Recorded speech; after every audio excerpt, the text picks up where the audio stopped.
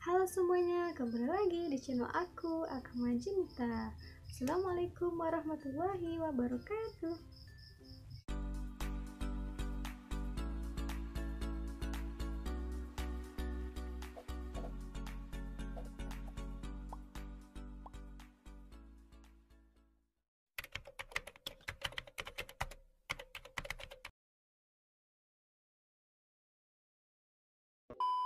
Sebelumnya, semua jawaban yang akan aku sampaikan nanti itu bukan berarti aku benar-benar paham atau sudah benar-benar melakukan atau menjalankan yang seperti yang aku sampaikan. Nah, jadi semoga adik-adik dan teman-teman tidak salah menilai bahwasanya semua jawaban yang akan aku utarakan nanti seputar asrama ataupun yang lainnya itu bukan berarti aku sudah menjalankan seperti itu dan sudah melewati itu semua. Oke, pertanyaan yang ketiga yaitu gimana sih cara buat bagi waktu untuk kuliah, organisasi, dan untuk tugas asrama? Kan tugas kuliah itu biasanya banyak, ditambah lagi ikut organisasi yang sering pertemuan, rapat, dan lain-lain. Nyampe asrama ada kegiatan dari program di asrama lagi. Gimana tuh kakak? Oke, jelaskan ya, maklum dari SD sampai tamat kuliah nggak pernah tinggal di asrama. Nah, jadi mungkin ini tuh lebih ke pengalaman pribadi aja. Cara buat bagi waktu untuk kuliah, organisasi, dan tugas asrama. Kebetulan mungkin aku dari kelas 2 kalau nggak salah di MA itu juga masuk asrama dan juga pengurus OSIM waktu itu sama dengan OSIS yang lain ya, sekolah umum. Jadi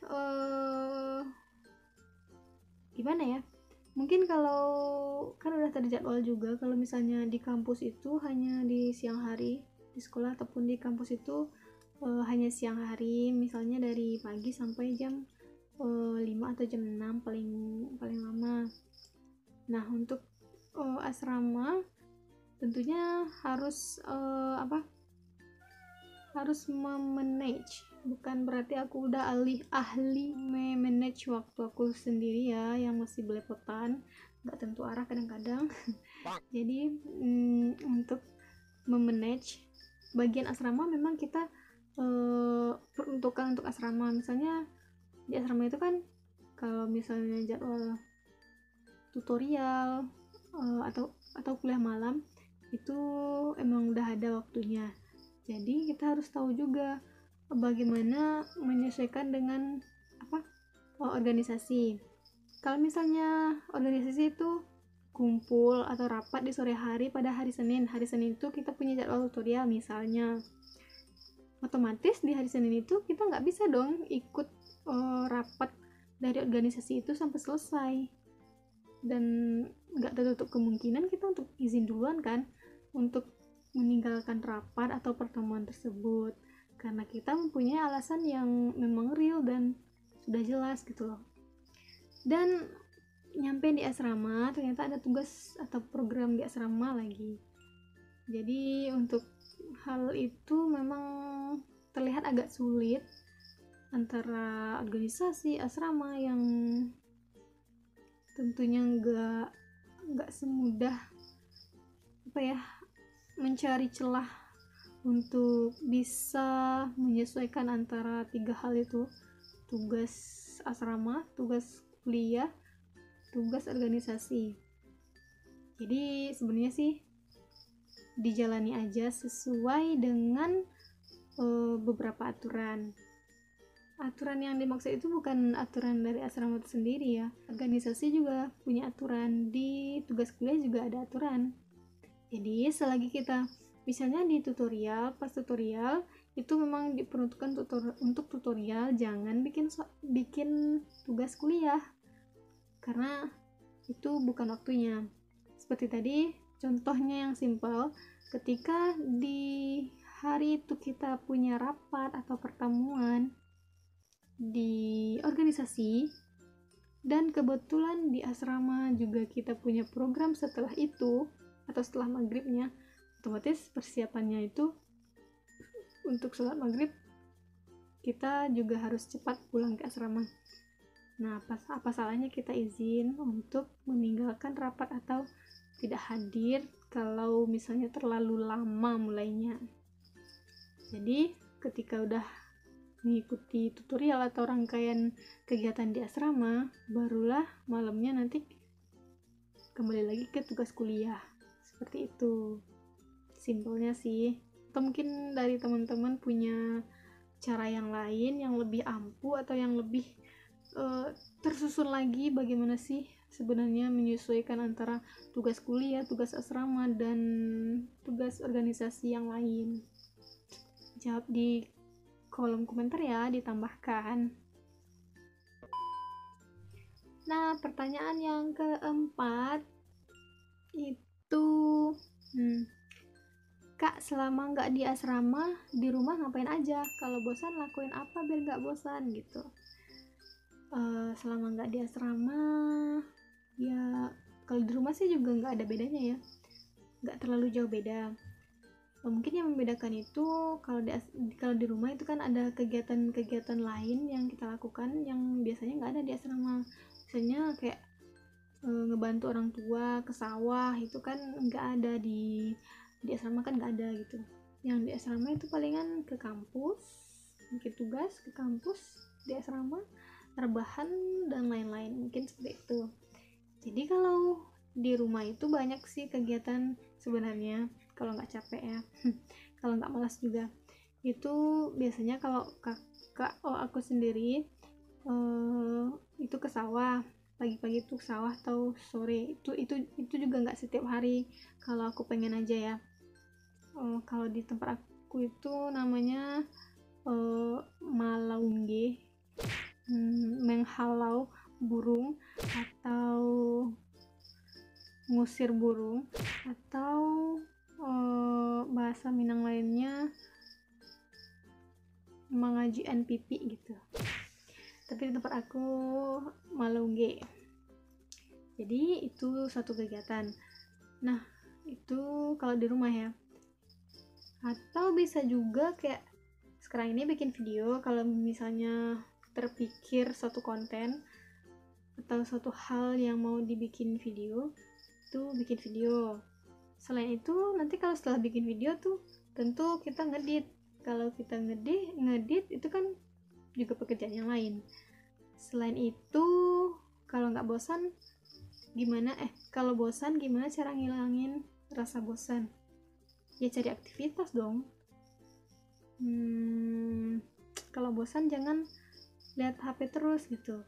Kalau kita lagi bosan nih atau lagi mager nih, istilahnya lagi mager megang HP terus, itu menurut aku sih bikin tambah mumet, nggak jelas gitu, dan bikin pusing juga lama-lama. Kalau dari rebahan megang HP terus nanti berdiri duduk, pasti agak pusing atau gimana. Dan juga untuk kalau misalnya kita bosan, kita nggak tahu lagi mau ngapain, mau megang HP juga udah mumet rasanya, kepala mata udah berkunang-kunang, itu teman-teman bisa kayak main sama hewan peliharaan kayak kucing, main sama kucing, atau mungkin keluar rumah main sama apa ya, kalau misalnya punya ponakan main sama ponakan, kalau misalnya punya adik sama kakak. Terus bisa juga dengan misalnya ada kebun, pergi ke kebun seperti itu, atau mau pokoknya bikin sesuatu lah, bikin dekorasi atau bersih rumah, itu kan juga bagian dari menghilangkan kebosanan. Jadi kalau misalnya mau yang lain, mungkin bisa kayak lihat-lihat foto atau lihat-lihat video yang udah dulu, mau flashback atau mau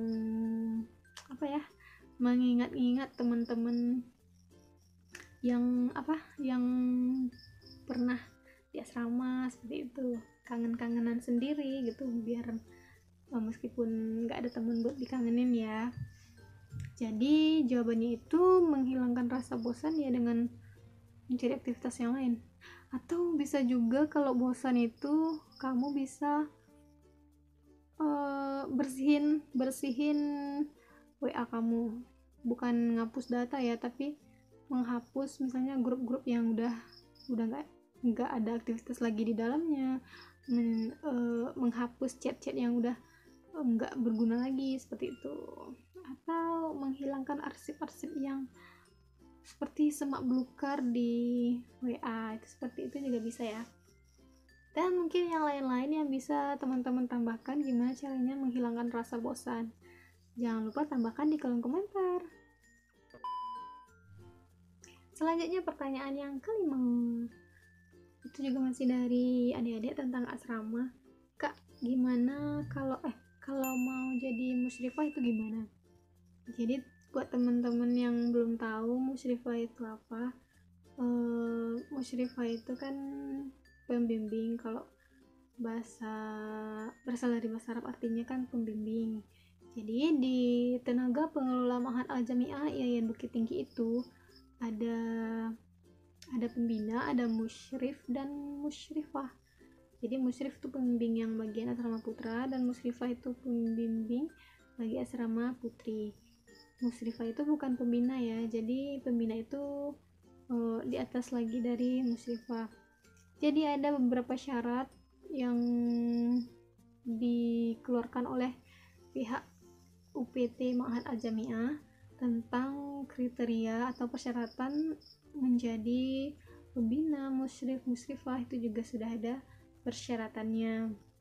Itu salah satunya syaratnya yaitu kamu harus berada di semester 3 ke atas gitu. Kenapa begitu? Karena kalau semester 1 dan 2 itu nggak bisa, yang diasramakan itu semester 1 dan 2. Jadi syaratnya semester 3 ke atas, terus memiliki hafalan itu minimal juz 30. Selanjutnya bisa membaca Al-Quran dengan baik, dan IPK juga kalau nggak salah ditentukan. Terus nanti KHS itu sebagai lampiran persyaratan. Misalnya semester 3 kamu udah langsung daftar jadi musyrifah, jadi KHS dari semester 1, semester 2 seperti itu. Terus pokoknya itu sih yang aku ingat poin-poinnya. Bisa baca Quran, bisa punya hafalan, juga bisa bekerja sama tim seperti itu. Lengkapnya bisa kamu cek di websitenya Ma'had Al-Jami'ah, nanti aku taruh linknya di bawah. Untuk semuanya ada di sana untuk persyaratan bagian tenaga pengelola.